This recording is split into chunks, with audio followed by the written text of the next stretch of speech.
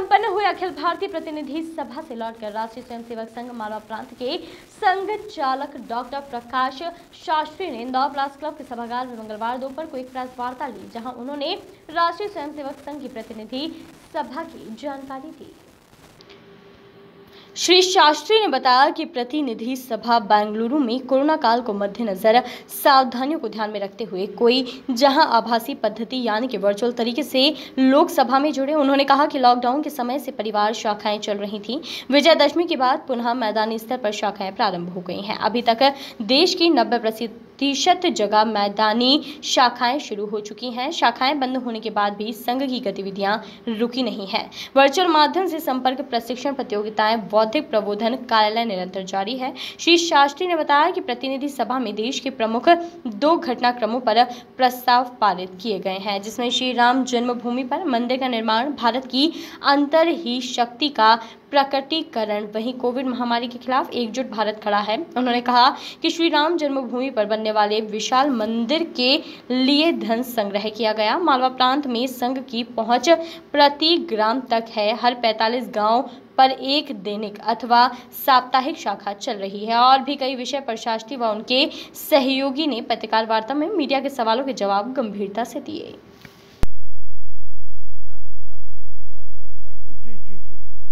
पर्यावरण गतिविधि में अभी 2 चीज़ों को विशेष रूप से हम नियर फ्यूचर में जो हम ध्यान दे रहे हैं। एक तो भूमि सुपोषण का विषय मैंने आपको अभी बताया कि केमिकल फर्टिलाइजर्स और पेस्टिसाइड्स इसका उपयोग इतना ज़्यादा हो रहा है कि दूषित अन्न पहुंच रहा है और जो पर्कुलेट होके नीचे ग्राउंड वाटर में जो पोल्यूशन हो रहा है उसके कारण दूषित पानी भी आ रहा है। और इसलिए प्राथमिकता के आधार पर और भूमि सुपोषण का विषय लेना कि भूमि में और रसायन मुक्त खेती कैसे हम करें और भूमि को की उर्वरा शक्ति कैसे बना के रखें ताकि प्रोडक्शन लेवल ठीक बना रहे, यह एक बात है।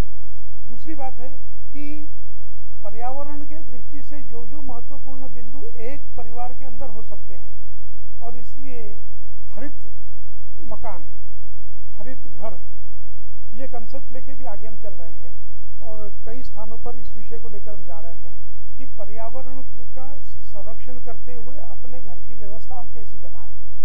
तो उसमें बहुत सारे बिंदु आते हैं उस हरित घर में, तो वो बिंदु उनको हम समझाते जाते हैं। प्लास्टिक मुक्त हमारा पूरा देश बने, एक ये भी उसमें उद्देश्य है।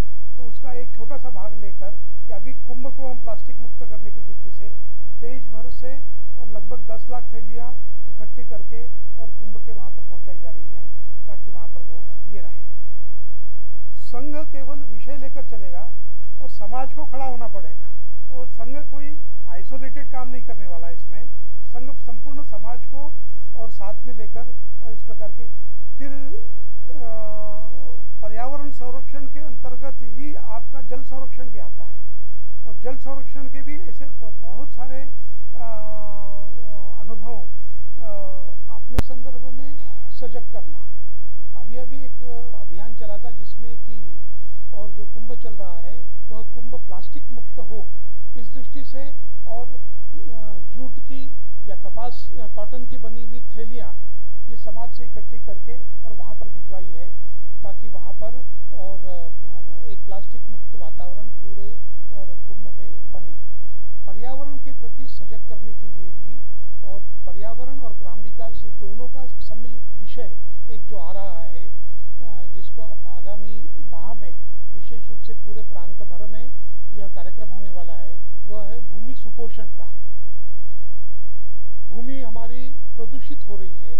भूमि प्रदूषित होने के कारण और जो उसमें पानी है, पानी भी प्रदूषित होते जा रहा है और इसलिए लोगों को सजग करना, खास करके कृषकों को सजग करना कि रसायन मुक्त खेती की तरफ हम कैसे बढ़ सकते हैं without compromising on the yields. जो उत्पादन प्राप्त कर रहे हैं उस उत्पादन को यथावत रखते हुए, ऐसा नहीं है कि आप रसायनों को छोड़ दें तो उत्पादन कम हो जाए, तो उस उत्पादन को यथावत रखते हुए और रसायन मुक्त खेती करके शुद्ध सात्विक भोजन सबके पास कैसे पहुँचे इसकी व्यवस्था करने के लिए और ग्राम विकास में भूमि सुपोषण का एक विशेष अभियान अगले माह में और होने वाला है।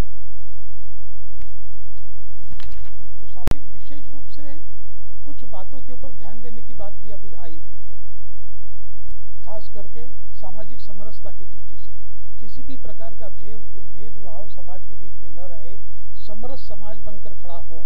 और इसलिए प्रत्येक स्वयंसेवक ने भी और प्रत्येक समाजजन ने भी और इस भाव को अंगीकृत करते हुए एक समरस समाज खड़ा हो। और इसके लिए परिवार शाखाएं हमारी जो लगी थी उसमें और सामाजिक समरसता के संदर्भ में बहुत सारी कथाएं, कहानियां, बौद्धिक प्रबोधन, गीत, इस प्रकार के सब कार्यक्रम उसमें विशेष रूप से किए कि सामाजिक समरसता का गुण जो है, यह संस्कार जो है, यह प्रत्येक कार्यकर्ता ये आत्मसात करके और समाज में उस प्रकार का व्यवहार करे। केवल सुनने पढ़ने के लिए ये संस्कार नहीं है, यह वास्तविक रूप से व्यवहार में लाने के लिए यह संस्कार है और उसका प्रकटीकरण होना बहुत आवश्यक है।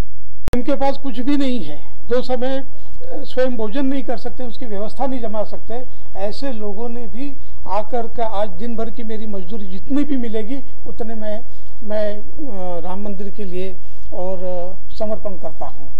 छोटे छोटे बच्चों ने अपने रखे हुए गुल्लक तोड़े, गुल्लक में जितने पैसे निकले उतने पूरे पैसे उन्होंने और इस समर्पण निधि के रूप में समर्पण किए। और इस प्रकार से एक अभिनव और ऐसा अनुभव लोगों ने अनुभव किया है इसमें। तो इस प्रकार से ये 2 जो प्रस्ताव पारित हुए, एक तो पूरा देश विपरीत परिस्थिति में कोविड महामारी से जूझने के लिए पूरा एक होकर खड़ा हुआ है पूरे विश्व में, और कोई दूसरा उदाहरण नहीं है ऐसा जहाँ पर कि समाज जन निकलकर और एक दूसरे की सहायता में लग गए थे और किसी भी प्रकार की कमी महसूस नहीं होने दी। अराजकता की स्थिति तो कहीं बनी ही नहीं। और इसीलिए और अखिल भारतीय प्रतिनिधि सभा ने केंद्र सरकार और सभी राज्य सरकार, सभी समाज सेवी संस्थाएं और सभी लोगों ने जिनमें करके और संवेदनशीलता का एक प्रकटीकरण किया है। अखिल भारतीय प्रतिनिधि सभा ने और भारत की वह उस परिस्थिति का भी और गुणगान किया है जिसमें कि हम कहते हैं कि हमारी संस्कृति जो है वो वसुधैव कुटुंबकम की है। और अपने यहाँ पर जो स्वदेशी वैक्सीन बनी है, उस स्वदेशी वैक्सीन और उसके साथ कोविशील्ड जो बनी है, जो एस्ट्राजेनेका और ऑक्सफोर्ड यूनिवर्सिटी के साथ मिलकर बनी, लेकिन उसका प्रोडक्शन पूरा भारत में ही हुआ है। इन दोनों वैक्सीन को 70 से अधिक देशों में, कई देशों में तो निःशुल्क पहुंचाया गया था। तो यह एक संपूर्ण विश्व एक परिवार है, एक कुटुंब है, इस भावना को लेकर और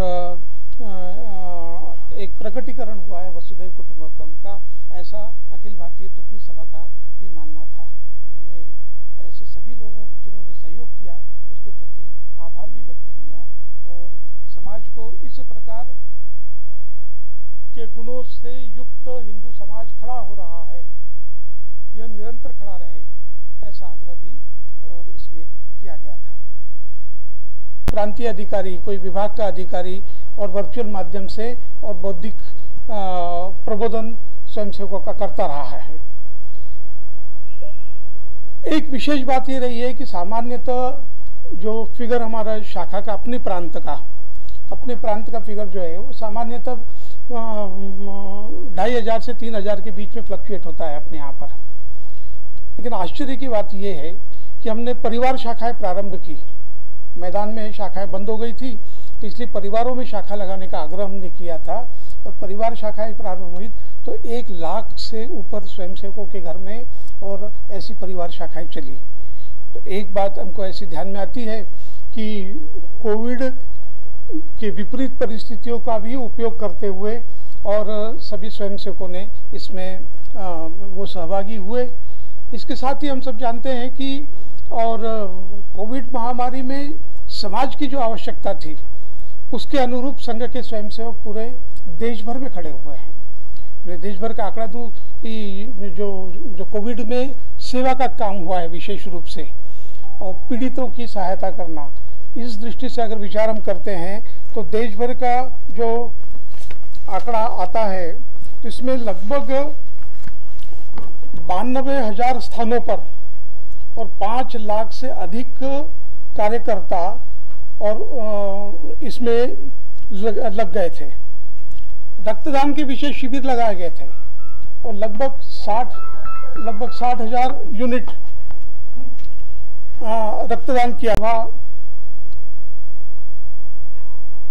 दो बातों के लिए बहुत महत्वपूर्ण हो जाती है। एक तो गत वर्ष अपने देश भर में जो काम हुआ है उसकी समीक्षा होती है और आगामी वर्ष के लिए योजना तैयार की जाती है। इसी के साथ ही देश भर में सामाजिक दृष्टि से संपूर्ण देश के लिए महत्वपूर्ण बातें जो रहती है उसके संदर्भ में संघ का विचार क्या है, उस दृष्टि से प्रस्ताव पारित होते हैं। इस वर्ष की समीक्षा जब की गई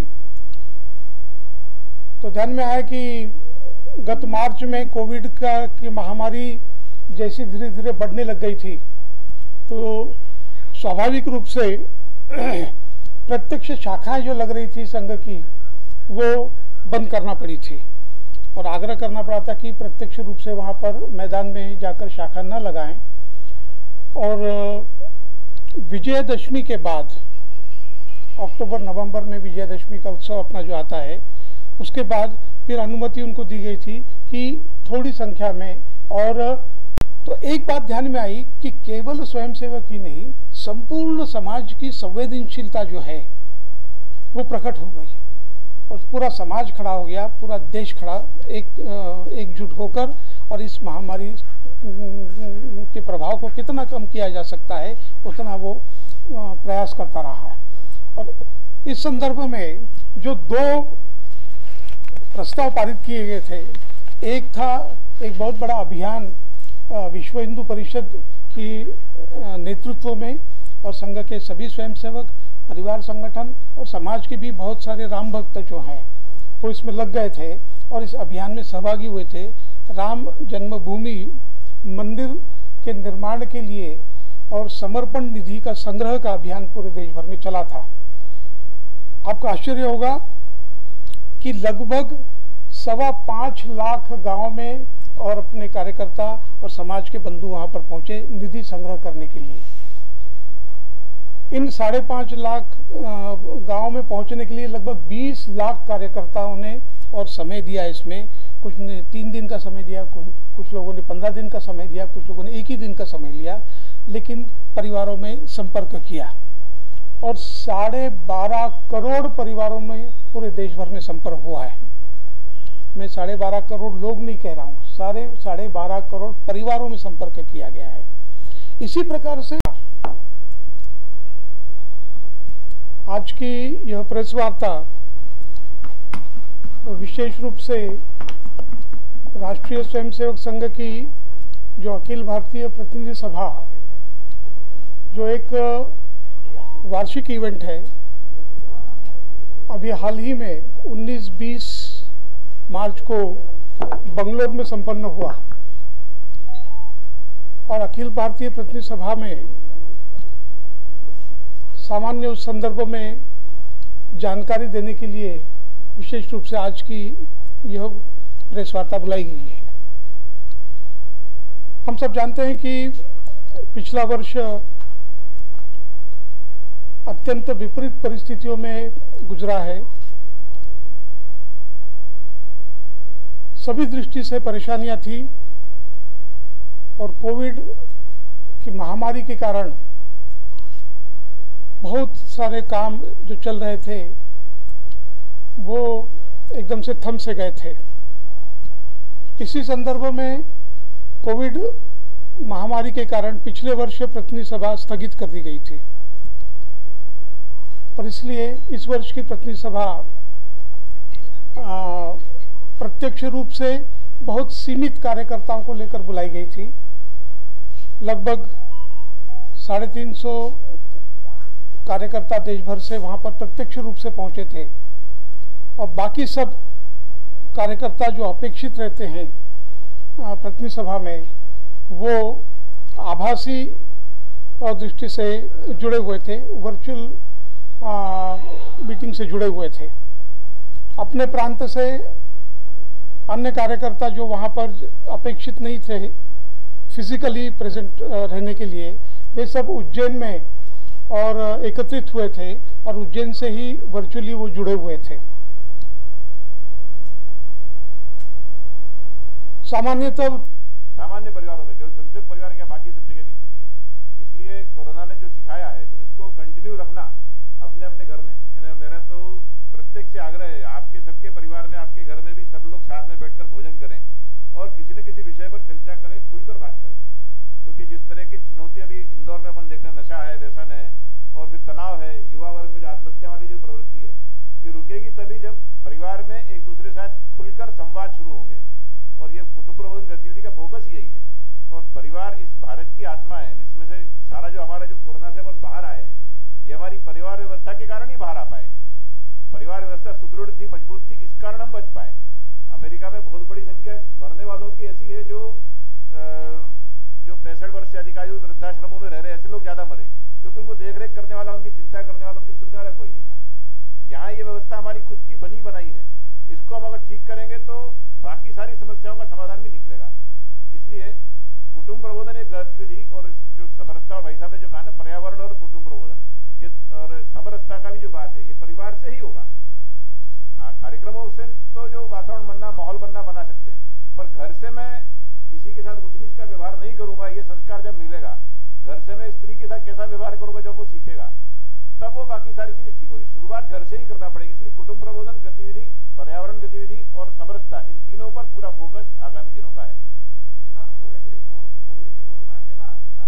करना तो किसी टेक्निकल व्यक्ति नहीं, टेक्नीशियन का ही काम है वास्तव में। इंजेक्शन लगाना ये सब उसमें एक्सपर्ट्स एक्सपर्ट्स ही करेंगे, पर उसमें मोबिलाइजेशन लेके जाना, उसको प्रेरित करना, ये सब कर सकते हैं। ये सब काम कर ही रहे हैं, कर रहे हैं।